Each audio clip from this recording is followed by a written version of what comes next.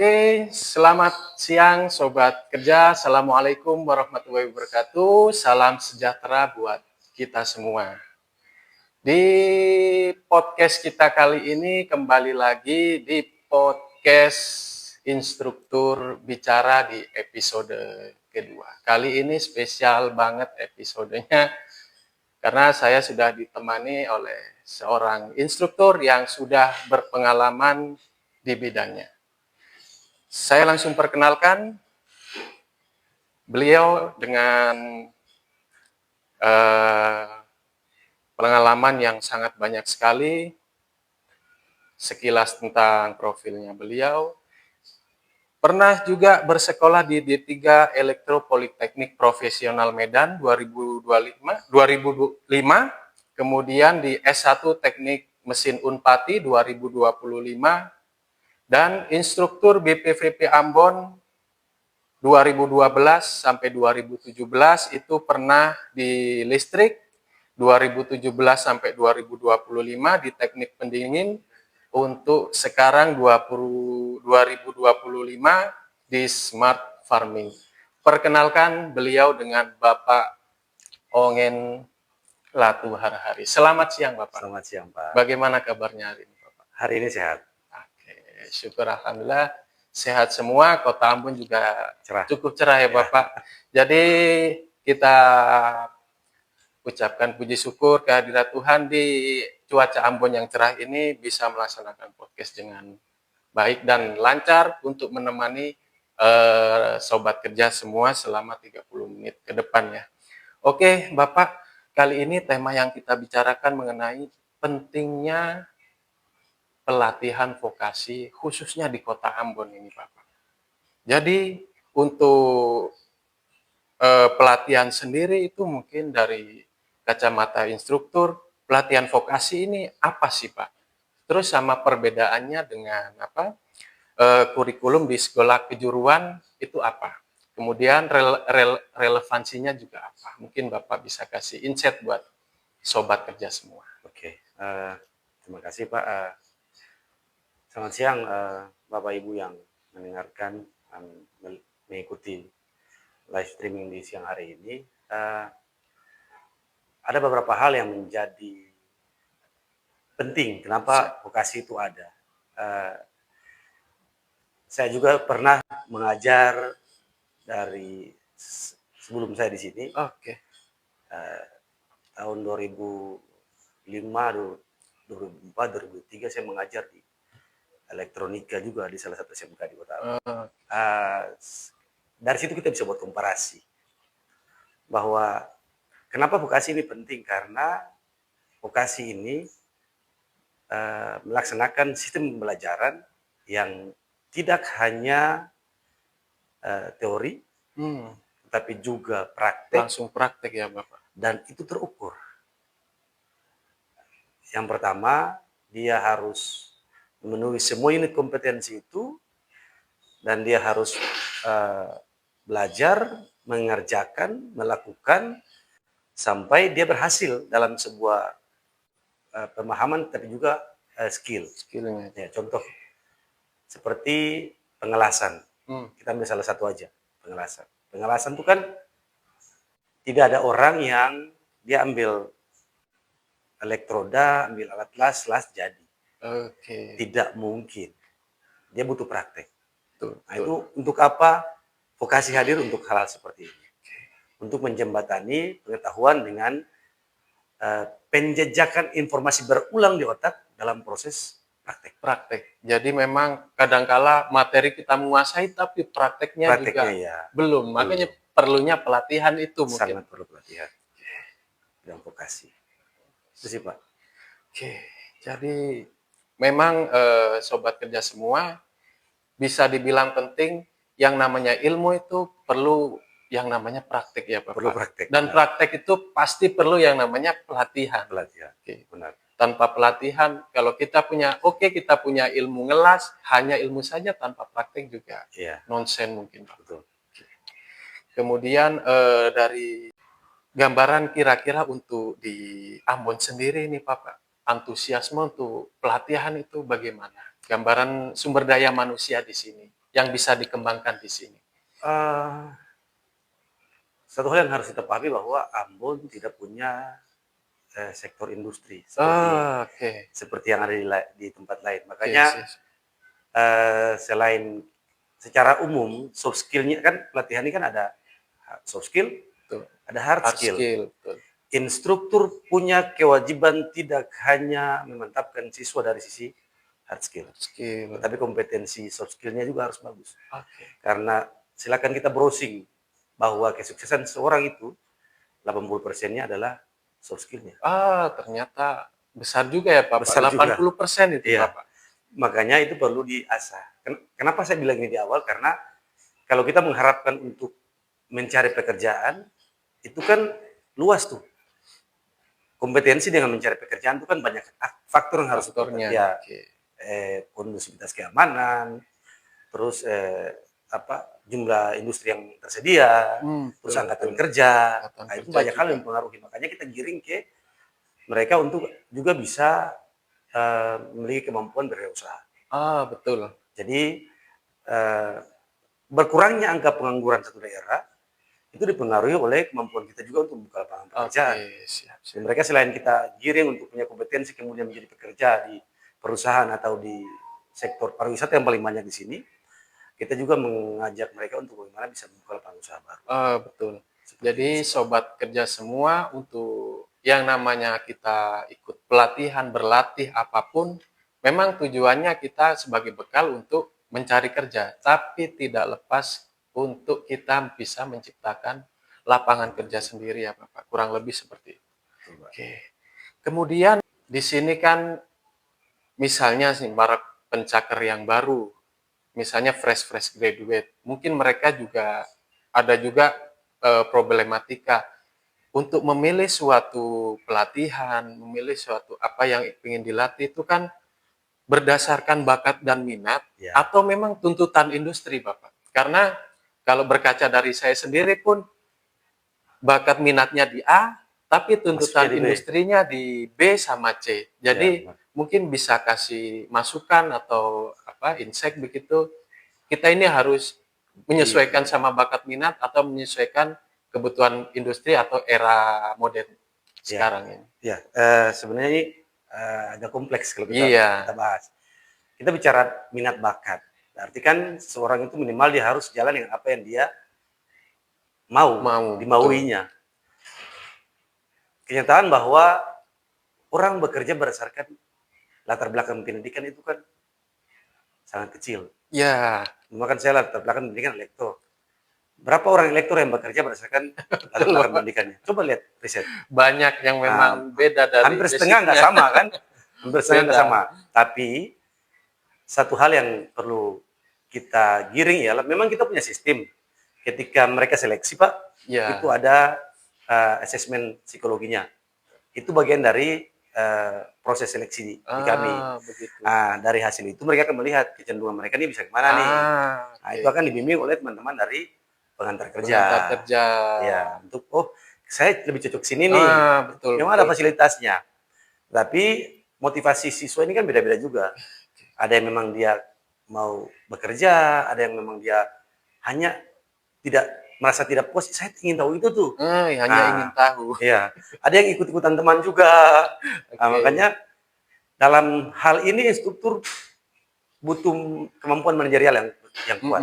Supaya teman-teman yang kira-kira masuk, karena kalau di Ambon istilahnya ikurame, itu bisa memiliki motivasi yang kuat untuk tidak hanya ikut-ikutan. Tapi minimal punya target jangka pendek dan target jangka panjang setelah mengikuti pelatihan. Minimal bisa lah Pak, ikut walaupun ikut-ikutan, tapi harus setidaknya outputnya bisa. Harus bisa. Betul, karena terakhir kan selesai pelatihan itu kan tidak selesai aja. Kalau kita bicara PBK, kan ada dua nih, PBK, PBL. Nah, PBK dan PBL ini kan mungkin secara umum dulu saya jelaskan ya. Bisa. Kalau PBK itu kan pelatihan berbasis kompetensi. Pelatihan berbasis kompetensi artinya setelah selesai pelatihan, siswa itu akan di-UJK-kan atau diuji kompetensi. Nah, tidak menjadi jaminan bahwa siswa yang lulus pelatihan di kelas itu 16 orang. Satu kelas itu ketika uji kompetensi dia lulus 16 nggak bisa. Karena uji kompetensi ialah alat ukur terakhir yang menyatakan siswa itu kompeten atau tidak kompeten tidak gitu. Oke. Nah, dari situ dia harus dapat atau tidak dapat lulus di bidang itu berdasarkan UJK itu.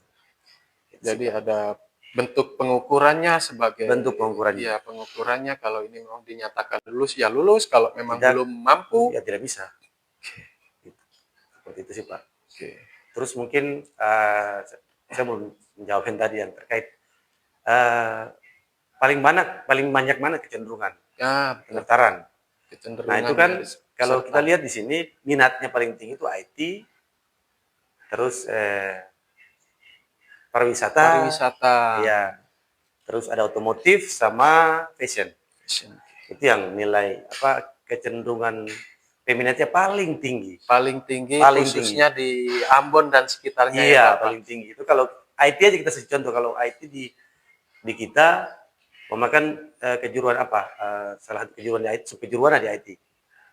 Target per kelas itu kan 16 orang, Pak. Tapi kan harus ada proses seleksi. Nah, kita biasa open sampai 3 kali kelas. Bisa 40-an, bisa 30-an. Nah, setelah tercapai untuk seleksi, kita tutup. Kemudian masuk ke proses seleksi. Nah, untuk jurusan IT itu biasanya kita nggak bisa hitung hari. Hitung jam aja udah. Kita buka pagi, sebentar malam, kalau nggak ditutup, over tuh. Over capacity ya. Over capacity. Kita kewalahan waktu seleksi nanti. Betul. Itu sih Pak. Jadi termasuk tinggi IT. Karena memang peminatnya apalagi sudah era digital Pak. Ya. IT itu kayaknya sudah berkembang. Sangat berkembang. Zaman saya dulu hanya diajarkan untuk mengetik, mungkin zaman Bapak yang lebih dulu. Bukan lagi pelajaran. Itu wajib punya di awal. Wajib punya. Iya. Karena kita, mohon maaf saya jelaskan sekitar pelatihan. Kita punya selain PBK, ada PBL. Oke. Project Based Learning ini. Jadi PBL ini turunan dari PBK. Jadi dia pelatihan baru yang berbasis project. Di beberapa balai ada beda-beda, tapi di Ambon kita punya 2. Smart IT sama Smart Farming. Smart Farming. Iya. Jadi untuk kedua kejuruan ini, Smart Farming itu apa? Isinya ialah pertanian dikombinasikan dengan elektronik. Iya. Jadi setelah mereka, kalau pertaniannya mereka hidroponik, terus elektroniknya mereka merancang program dari aplikasi yang namanya Arduino dan hardware-nya Arduino untuk menjalankan tanaman hidroponik secara otomatis. Jadi ini kan udah lintas kejuruan, lintas kompetensi. Ada elektronya, ada komputernya, ada codingnya. Nah, jadi kalau teman-teman yang masuk dengan kalau kita bilang mengetik nggak bisa, mengetik kalau dalam smart farming menjadi kompetensi dasar, harus diajarkan, dia harus bisa karena harus bisa dulu. Iya, harus bisa dulu. Ya, mungkin pas waktu di sekolah ya memang harus bisa. Iya, makanya itu pentingnya seleksi. Biar ketika 16 orang masuk ke kelas, mereka yang memang bisa mengikuti pelatihan itu. Oke. Sih, Pak. Jadi ini suatu informasi yang menarik ya, Sobat Kerja.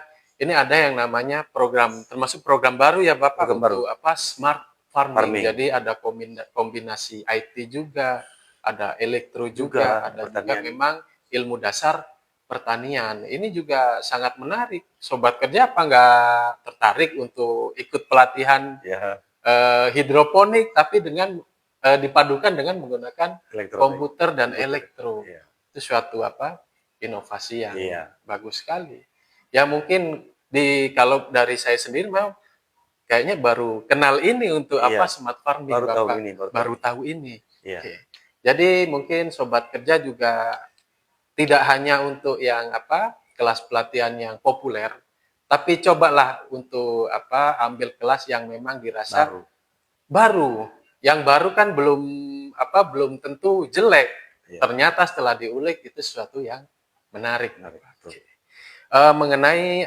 Membahas mengenai program ini Bapak, mungkin bisa dijelaskan lebih dalam lagi mengenai program-program apa yang ditawarkan BPVP dari Kemenaker, dari kita di Senaker kepada masyarakat Kota Ambon. Ya, terima kasih Pak. Jadi kita punya kurang lebih 15 program pelatihan. Oke, ada 15 kejuruan.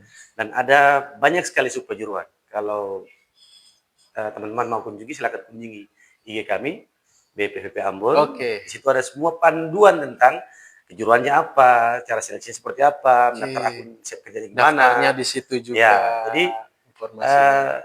15 ini apa-apa saja, ya, semua. Jadi mulai dari manajemen, mulai dari fashion, sampai kelistrikan, otomotif, bangunan,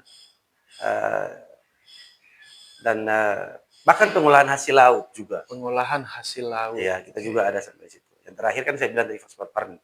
Yang pertama itu smart PBL, smart farming, dan smart IT. Smart IT. Ya, itu yang terakhir.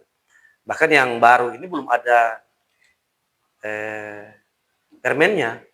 Dia payung hukumnya baru Kep Dirjen Minlapotas nomor 2/2108 tahun 2025. Jadi payung hukumnya baru Kep Dirjen, karena program baru di program dia harus jalan karena memang ini kebutuhan, ya kita jalan aja. Iya, sambil jalan, Pak. Seperti itu sih, Pak. Iya. Jadi memang ya namanya kebutuhan masyarakat ya harus kita adaptif dan ya, cepat, harus mengikuti. Harus mengikuti. Jadi yang namanya reformasi birokrasi ya Bapak, kalau bisa yang namanya peraturan harus kita, payung hukum harus diselesaikan sesegera mungkin agar eksekusinya juga semakin lancar, semakin cepat, semakin lancar juga. Ini informasi yang bagus sekali buat sobat kerja ya.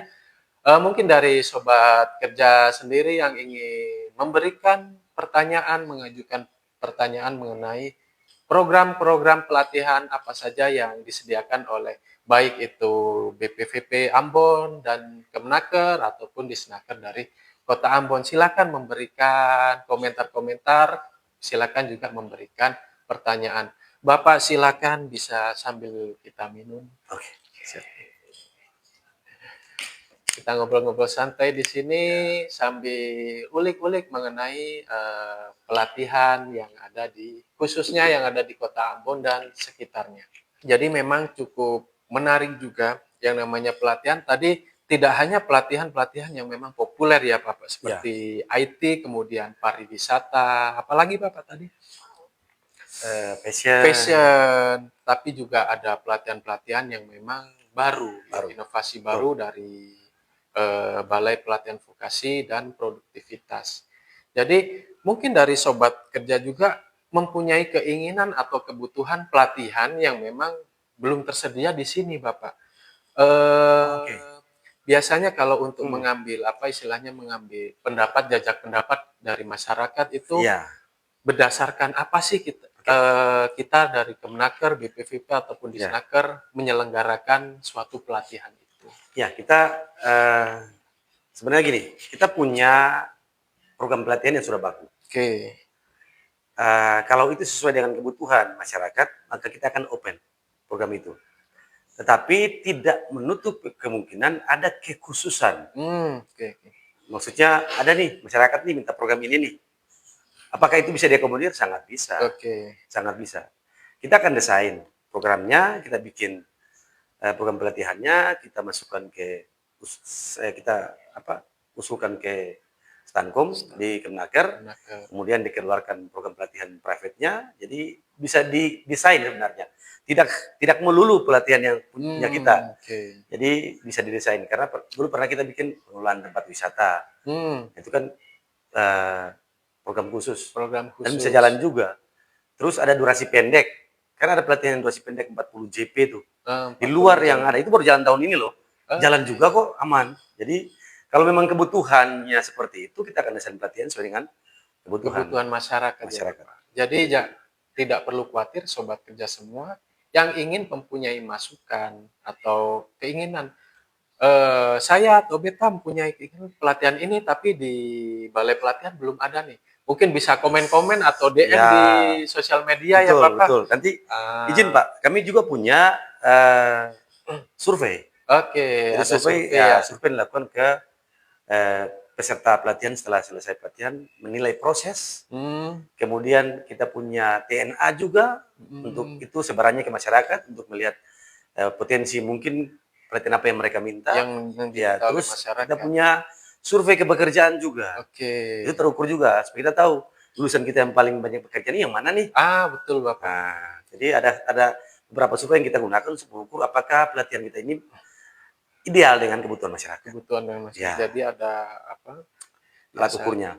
Sinkron dengan Sinkron. kebutuhan masyarakat. Betul. Tidak hanya pelatihan yang memang sudah baku. Ibaratnya kalau Betul. di sekolah itu pelajaran wajib ya Bapak. Iya. Kita bisa kok diatur, custom. Karena yang nama tadi katanya pelatihan custom, yang namanya pelatihan itu pastinya apalagi perkembangan industri itu pesat ya Bapak. Ya. Betul. Nah, kemudian selanjutnya mungkin dari teman-teman sobat kerja ada yang ingin ditanyakan, kami bisa tampung. Oke.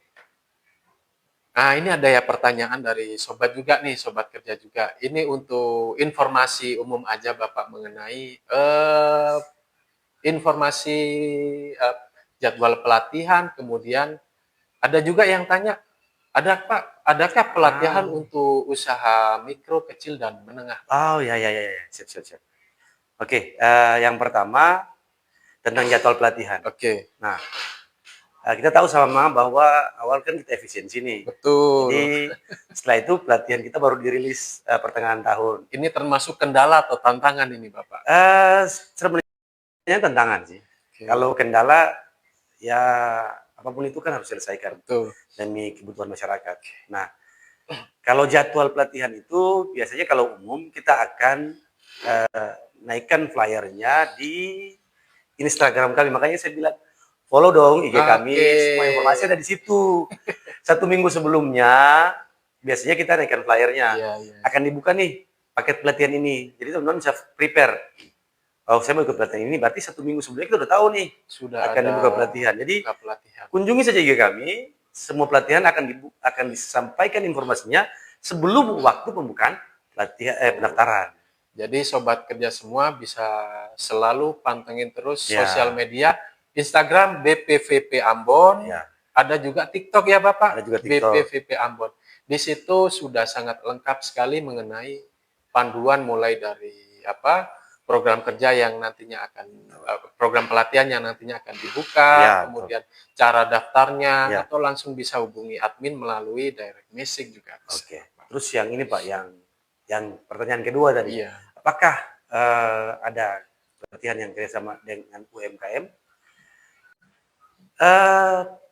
Paket pelatihan kita ini targetnya ialah penempatan. Justru itu yang menjadi target utama kita. Dan sementara kita jalankan seperti itu. Kalau ada UMKM yang ingin dikembangkan kompetensinya lewat pelatihan, yang menyurat aja ke kami. Pasti kami follow up kok. Kalau paketannya masih ada. Masih ada. Ya, pasti kami follow up. Karena itu merupakan target utama. Kenapa? Karena UMKM ini mereka sudah pasti pengguna pelatihan. Ya kan Pak? Betul. Jadi mereka setelah menerima kompetensi, pasti mereka akan mengaplikasikan itu. Mengaplikasikan untuk produktivitas mereka. Iya, pasti naik tuh produktivitasnya. Begitu. Jadi kalau untuk UMKM, menyurat aja ke kami, kita akan desain pelatihan sesuai dengan kebutuhan teman-teman dan akan dilanjutkan dengan perjanjian kerjasama terkait paket pelatihan itu. Paket pelatihan apa ya? Karena ada poin-poin yang harus menjadi tanggung jawab kita, ada poin-poin yang harus menjadi tanggung jawab teman-teman di UMKM. Jadi artinya kami harus pastikan nih ini berguna nih. Kami harus pastikan nih kompetensi ini nanti dipakai untuk apa nih. Itu menjadi dasar-dasar untuk kita kerjasama. Ya, seperti itu sih Pak. Mungkin untuk sebelum-sebelumnya dari UMKM sendiri sudah pernahkah atau memang sudah terlaksanakah atau bagaimana Pak? Kita punya kurang lebih 52 mitra kerja. UMKM ada, perusahaan ada, perhotelan ada, UPD ada, kabupaten ada. Jadi semua itu ada MOU-nya. Terakhir kami dengan pemerintah Kabupaten Maluku Tenggara. Baru 2 minggu lalu kami tanda tangan MOU pelatihan dengan Bupati terkait pelatihan otomotif kendaraan ringan dan mobil air. Sekarang instrukturnya masih di Langgur, masih melaksanakan pelatihan di sana. Masih bilang. Jadi silakan pantau. Siap ditempatkan atau ditugaskan. Dimanapun kami akan ke sana. Kalau bisa dilaksanakan dan itu berguna, kenapa tidak? Jadi mungkin dari sobat kerja semua yang mungkin punya UMKM atau tergabung dalam komunitas UMKM, itu bisa mengajukan pelatihan, bisa mengirimkan surat pengajuan kepada BPVP Ambon mengenai apa yang teman-teman butuhkan. Ya. Jadi kurang lebih seperti itu ya. Jadi tetap pantengin terus sosial media BPVP, baik itu Instagram BPVP Ambon maupun TikTok BPVP Ambon. Sepertinya waktunya sudah akan berakhir. Dari sini, dari Bapak Ongen sendiri, kira-kira ada pesan atau motivasi mungkin buat sobat kerja semua. Ya. Jadi para pencaker ini kan pastinya mereka setelah lulus sekolah, mungkin setelah lulus dari perguruan tinggi, kebanyakan juga banyak juga yang memang belum punya skill yang memang perlu diasah lagi. Kira-kira ada motivasi apa? Mungkin satu aja sih yang saya mau sampaikan. Berdasarkan data tadi, berdasarkan riset bahwa tiap orang itu kerja kadang-kadang bertolak belakang sama latar belakang pendidikan mereka. Bisa jadi. Iya. Dan itu fakta memang, Pak. Silakan browsing aja sih pasti muncul. Artinya begini, yang menjadi pesan saya di sini mewakili semua latar belakang pengalaman kami di BPVP bahwa jangan pernah berhenti belajar. Itu yang pertama. Yang kedua, jangan menolak bidang ilmu yang berbeda dengan kebiasaan kita. Kenapa? Karena kita akan lebih bisa menilai banyak hal, kita akan bisa cepat belajar hal baru kalau kita punya komparasi pengetahuan dasar kita banyak. Itu kenapa BLK hadir atau BPP hadir. Supaya kita bisa belajar. Kalau kita punya latar belakang, makan orang S1 jurusan A nih, dia mau S2 jurusan A, pasti jurusan B agak berat. Tapi fleksibilitas kami di BPPP, Bapak belajar jurusan ini tahun ini untuk buka usaha ini, kalau rasanya mau buka usaha yang lain tahun depan, bisa belajar yang B tahun depan. Itu menjadi dasar kenapa saya mengatakan jangan segan-segan untuk mempelajari hal baru, kompetensi baru, bidang baru. Mungkin itu pesan saya. Jadi pastinya buat pesan bagus sekali buat sobat kerja semua. Yang pertama, pastinya jangan pernah berhenti belajar ya Bapak. Yang kedua, jangan menolak ilmu baru. Ya. Biasanya kan, ini apa sih, tidak sesuai dengan passion saya atau apa. Itu pun tidak terjadi sama teman-teman yang lain. Bahkan diri saya sendiri pun kadang-kadang juga, ini apa. Ternyata setelah dipelajari, suatu waktu ke depannya pasti akan memberikan manfaat.